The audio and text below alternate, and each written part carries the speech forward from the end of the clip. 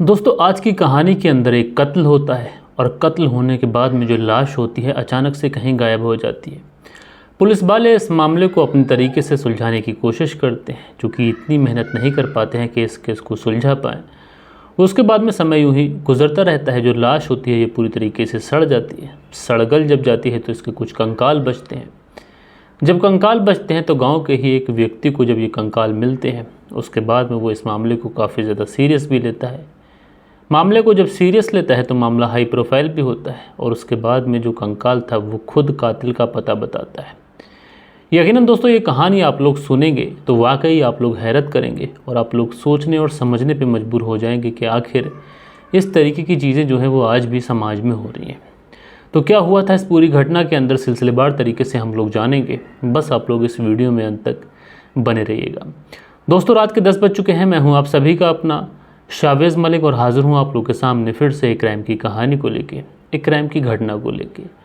और आज की घटना, आज की कहानी की हम लोग बात करें तो असल में इस कहानी की शुरुआत होती है उत्तर प्रदेश से, और उत्तर प्रदेश का एक ज़िला जिसको हम लोग सहारनपुर के नाम से जानते हैं। और दोस्तों इसी सहारनपुर में एक थाना लगता है, ननौता थाना क्षेत्र। और दोस्तों इसी ननौता थाना क्षेत्र के अंतर्गत एक गाँव आता है आपतीपुर। और दोस्तों इसी गांव के अंदर एक व्यक्ति रहते हैं जिन व्यक्ति का नाम है रोशन लाल। रोशन लाल अपनी पत्नी और 4 बच्चों के साथ में रहते थे। घर परिवार में ज़्यादा पैसे तो थे नहीं, लेकिन जिस तरीके से भी जीविका जो थी वो चल रही थी। रोशन लाल घर परिवार में अकेले कमाने वाले थे, इसलिए जी तोड़ मेहनत करते थे। बच्चों की पढ़ाई का खर्चा, उनके खाने का खर्चा, उनके कपड़ों का खर्चा, ये सारी चीज़ों की आपूर्ति तो कर रहे थे, लेकिन साथ के साथ वो अपनी पत्नी का भी बेहद ख्याल रखते थे। अपनी पत्नी को भी हर तरीके से खुश रखने की कोशिश करते थे। अब यूँ तो परिवार में पैसे की तो ज़्यादा खुशी नहीं थी, लेकिन जो कुछ भी था ठीक था और परिवार हंसी खुशी अपनी ज़िंदगी गुजार रहा था। लेकिन दोस्तों उसके बाद में एक तारीख आती है 31 जनवरी साल 2024। और दोस्तों इसी 31 जनवरी साल 2024 को जो परिवार का मुखिया है रोशन लाल, इसकी जो पत्नी होती है नेहा, वो अचानक से घर से कहीं गायब हो जाती है। अब दोस्तों परिवार के जो मुखिया होते हैं रोशन लाल, ये अपने बच्चों से पूछते हैं कि तुम्हारी माँ नेहा कहाँ गई है। अब दोस्तों शुरुआत में बच्चे भी यही कहते हैं कि गांव में कहीं चली गई होगी, क्योंकि दोस्तों आज भी हमारे देश के अंदर गाँव में ये कल्चर है कि जो घर की महिलाएँ होती हैं वो आस पड़ोस में किसी के घर बैठने के लिए चली जाती हैं। उसके बाद में घंटे 2 घंटे वहाँ पर बैठ के आती हैं, चाय वगैरह पी के आती हैं। अब इस परिवार को भी यही लग रहा था कि जो नेहा है शायद किसी के घर चली गई हो, थोड़ी बहुत देर में आ जाएगी। लेकिन दोस्तों धीरे धीरे जो वक्त था ये काफ़ी ज़्यादा वक्त हो जाता है। और इसी बीच में जो रोशन लाल होते हैं परिवार के मुखिया, उनको लगता है कि अमूमन नेहा इस टाइम तो नहीं जाया करती थी। तो ये अपने बच्चों से कहते हैं कि बेटा जाओ, काफ़ी ज़्यादा देर हो चुकी है, अपनी माँ को कहीं से खोज के लेके आओ। अब दोस्तों जो बच्चे होते हैं, जहाँ कहीं भी माँ जा सकती थी नेहा, उन सारे घरों पर पहुँचते हैं, लेकिन हर घर से इन बच्चों को सिर्फ एक ही जवाब मिलता है कि नेहा तो यहाँ पर नहीं आई है। अब बच्चे बेचारे हर घर पे जा रहे हैं, हर घर से यही जवाब मिल रहा है। जब धीरे धीरे हर घर से इस तरीके के जवाब मिलते हैं तो बच्चों की भी एक तरफ से हालत ख़राब हो रही थी कि माँ आखिर अचानक से चली कहाँ गई। पूरा गांव तो हम लोग खोज मार चुके हैं, आगे बढ़ते हैं सोचते हैं शायद इस घर में होगी, आगे बढ़ते हैं सोचते हैं शायद इस घर में होगी। लेकिन दोस्तों होते करते पूरा गाँव इन बच्चों ने खंगाल मारा था, लेकिन इनकी माँ नेहा का कहीं पर भी कोई पता नहीं था। बच्चे पूरा गांव खंगाल चुके थे। थक हार कर ये वापस से अपने पिता रोशन लाल के पास आते हैं और कहते हैं कि पिताजी माँ गांव में तो किसी के घर भी नहीं गई है। अब दोस्तों बच्चे जब आकर इस तरीके की बात रोशन लाल को बताते हैं तो रोशन लाल और भी ज़्यादा परेशान होते हैं कि गांव में नहीं गई तो फिर कहाँ गई। अब उसके बाद में रोशन लाल अपना मोबाइल निकालते हैं। मोबाइल निकालने के बाद में ये रिश्तेदारी में, मायके में हर जगह फ़ोन करते हैं और बड़ा डरते डरते भी फ़ोन कर रहे थे, क्योंकि शर्म की बात थी कि पत्नी बिना बताए कहीं चली गई है। लेकिन दोस्तों हर जगह फ़ोन करते हैं और हर जगह से सिर्फ यही जवाब मिलता है कि नेहा यहाँ तो नहीं आई है। अब जो रोशन लाल थे ये और भी ज़्यादा परेशान कि गांव में किसी के घर नहीं गई है, मायके में किसी के घर नहीं पहुँची है, दूर के किसी रिश्तेदार के घर नहीं पहुँची है, जितने भी मिलने वाले हैं उन सब के घर भी खोज मार लिया, या फिर कोई सहेली, फ्रेंड, मित्र आदि जो भी हैं सारे के घर पे देख मारा, लेकिन कहीं पर भी नेहा का कोई पता नहीं है। जैसे जैसे वक्त गुजर रहा था, जो रोशन लाल होते हैं इनका जो दिमाग था ये सीधा सीधा आउट ऑफ कंट्रोल हो रहा था। इनको तो समझ ही नहीं आ रहा था कि आखिर इस मामले में क्या किया जाए, क्योंकि पत्नी जो है वो घर से गायब है और ना तो कहीं वो मिल रही है, ना मायके में, ना गांव में, ना किसी मिलने वाले के यहाँ। गई तो गई कहाँ। लिहाजा जो रोशन लाल होते हैं अपने 4 बच्चों को अपने साथ लेते हैं और पहुँच जाते हैं इसी ननौता थाने में। और ननौता थाने में जाने के बाद में ये कहते हैं कि साहब इन चारों बच्चों की जो माँ है यानी मेरी पत्नी सुबह से गायब है और हम लोगों ने हर जगह ढूंढ लिया, लेकिन कहीं पर भी उसका कोई पता नहीं चल रहा है। अब जब पुलिस वाले इस तरीके की बात सुनते हैं तो पुलिस वाले इस पूरे मामले को दर्ज करते हैं और रोशन लाल से कहते हैं कि तुम चिंता मत करो, तुम्हारी पत्नी को ढूंढ दिया जाएगा, तुम अब गाँव चले जाओ। अच्छा, जो रोशन लाल होता है इस भरोसे में गाँव आ जाता है कि पुलिस वाले अपना काम करेंगे, लेकिन पुलिस वालों को जिस तरीके से काम करना चाहिए था शायद पुलिस वालों ने उस तरीके से काम नहीं किया।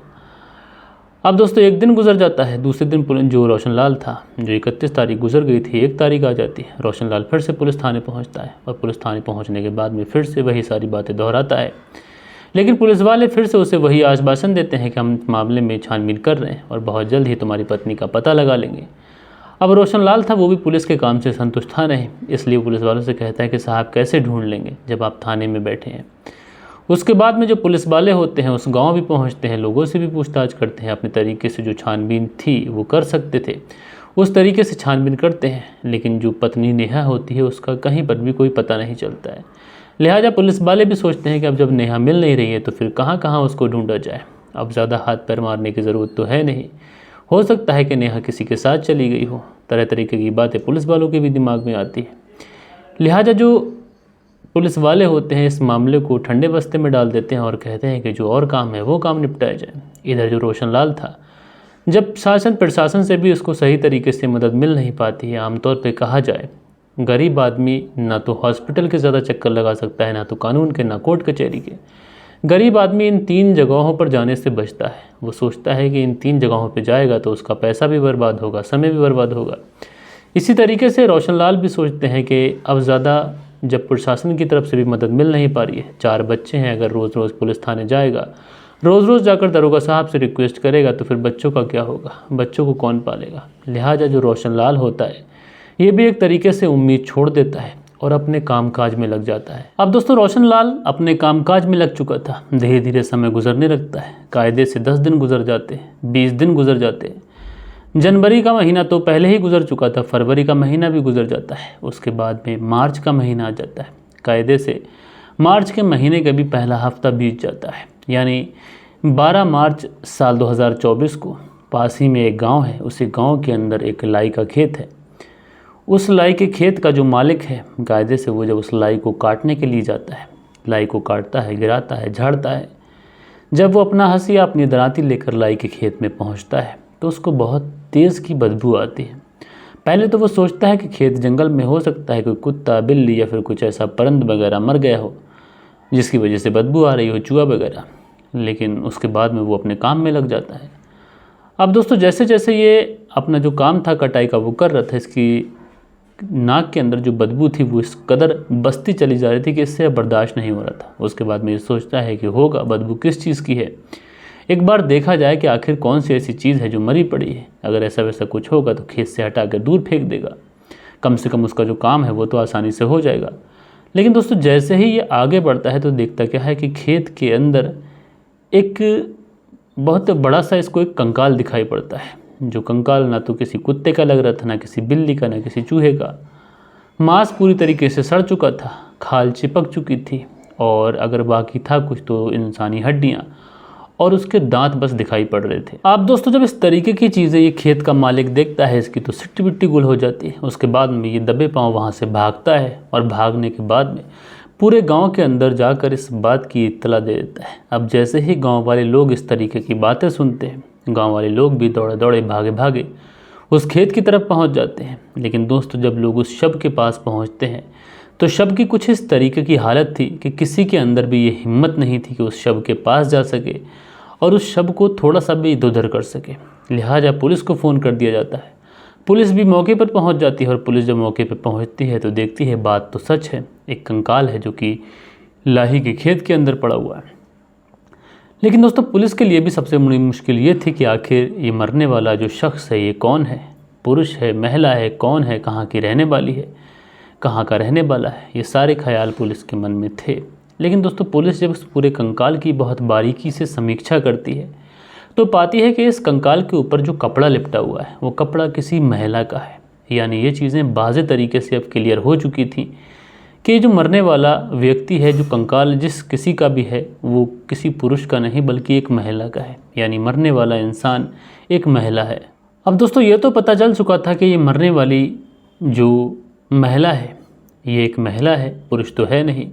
लेकिन उससे भी बड़ा सवाल ये था कि एक गांव है, एक गांव के एक खेत का यानी जंगल का इलाका है, उसके बीचों बीच में एक खेत है और उस खेत के अंदर आखिरकार ये शव आया कहाँ से। उसके बाद में पुलिस वाले उस व्यक्ति जिसका खेत था उससे पूछताछ करते हैं कि आखिर तुम्हें कैसे पता नहीं चला, जबकि तुम सरसों की खेती कर रहे थे, लगातार यहाँ पे आ रहे थे। तो वो जो व्यक्ति है बताता है कि साहब सरसों की खेती है, उसमें ज़्यादा बार तो हमें आना नहीं पड़ता, महीने 15वें दिन हम लोग पानी लगाने के लिए आते हैं, बाहर से बाहर ही पानी लगा कर हम लोग चले जाते हैं। हालांकि बदबू तो शुरुआत में भी आ रही थी, लेकिन उस समय हमने गौर नहीं किया। लेकिन अब जब बदबू बहुत ज़्यादा आई तो उसके बाद में हमने गाँव वालों को इत्तला की, उसके बाद में केस पुलिस तक पहुँचा। लिहाजा पुलिस वाले खेत वाले के बयान दर्ज करा कर अब जो महिला थी मरने वाली उसका पता लगाने के लिए आस पड़ोस के जो भी गांव थे या फिर उस गांव के अंदर हर जगह ये पता लगाने की कोशिश करते हैं कि आखिर इन गांवों से कोई ऐसी महिला जो मिसिंग है, गुम है, जिसकी गुमशुदगी की रिपोर्ट थाने के अंदर लिखाई गई हो। लेकिन यहाँ से भी पुलिस के हाथ कुछ नहीं लगता। लिहाजा दोस्तों पुलिस अब ये फैसला करती है कि अपने थाने में चलो और आस पड़ोस के जितने भी थाने हैं वहाँ पर जितनी भी गुमशुदगी की रिपोर्ट्स दर्ज कराई गई हैं उन सारी रिपोर्ट्स को एक बार खंगाल लेते हैं। हो सकता है कि वहाँ से कुछ हाथ लग जाए। अब दोस्तों उसके बाद में पुलिस वाले जो होते हैं वो इसी ननौता थाने में पहुँचते हैं और वहाँ पर जितनी भी मिसिंग कंप्लेंट थी उन सारी ही मिसिंग कंप्लेंट को बहुत बारीकी से चेक करते हैं।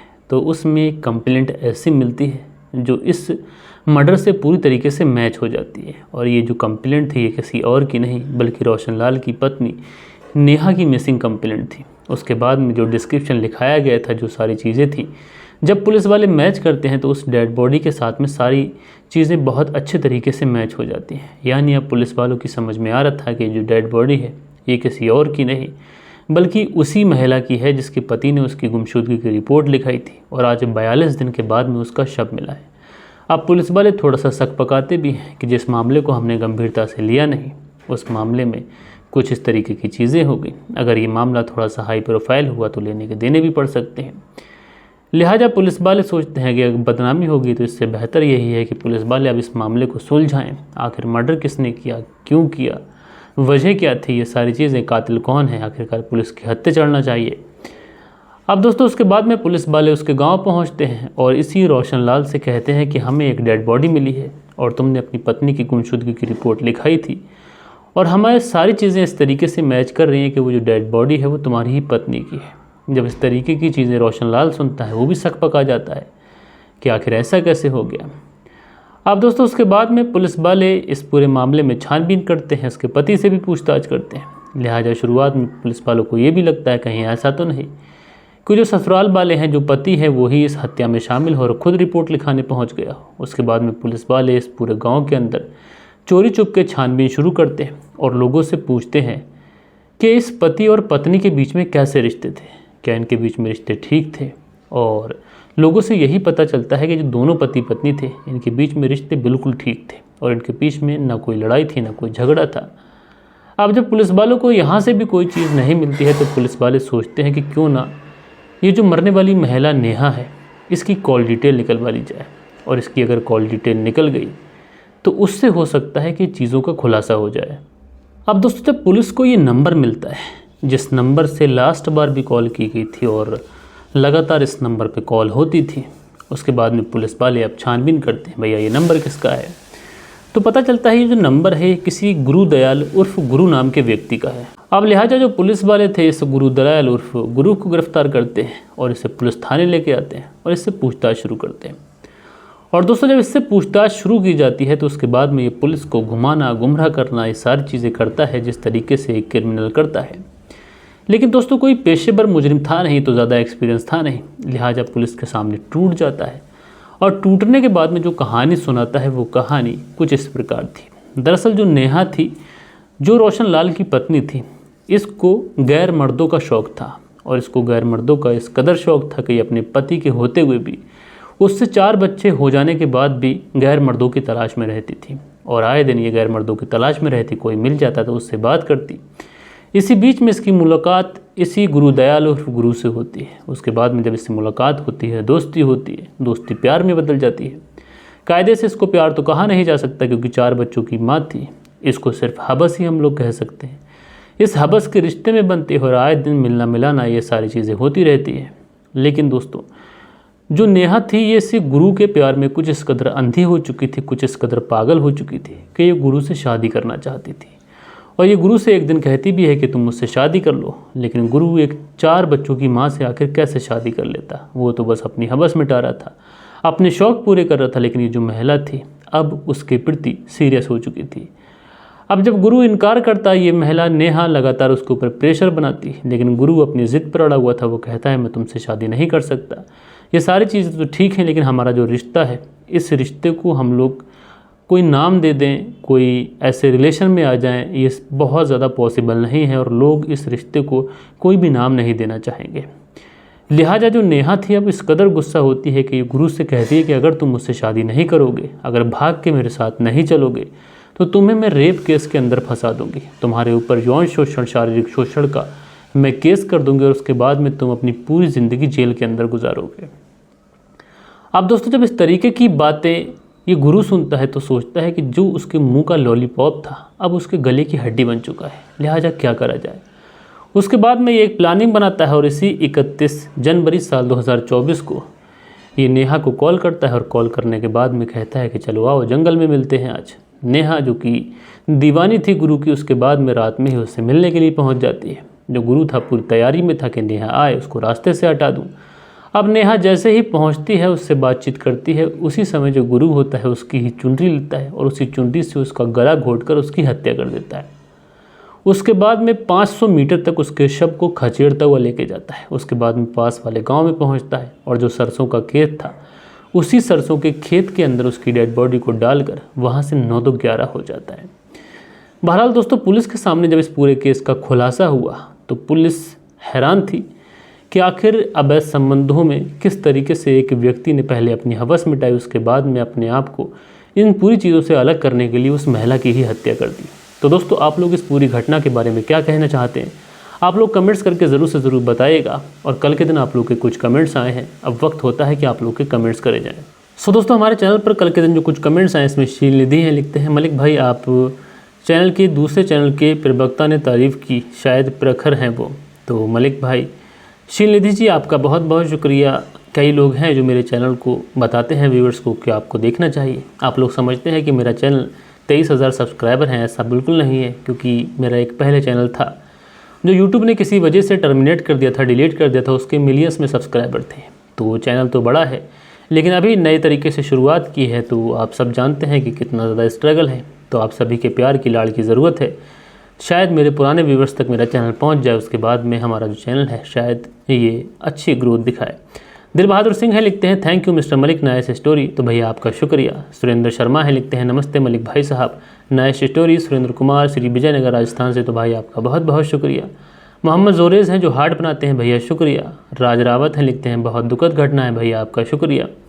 सेंट जेल बीकानेर से सुनील चौधरी जी कहानी सुनते हैं, भैया शुक्रिया। बालेश्वर बिहारी हैं, लिखते हैं मलिक भाई साहब जी नमस्कार, कहानी सुना अच्छा लगा।